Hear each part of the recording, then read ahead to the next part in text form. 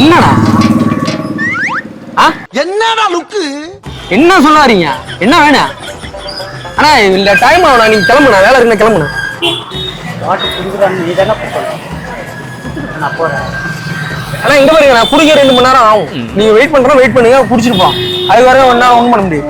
இரு, நான் சும்மா சொன்னேன், ஒரு 2 நிமிஷம் வெயிட் பண்ண இங்க பாரு, என்ன மனுஷன் எல்லாரும் பண்றாரு. மாதிரியா இருக்காரு. ஏதோ பொண்டாட்டி அடி வாங்கின மாதிரி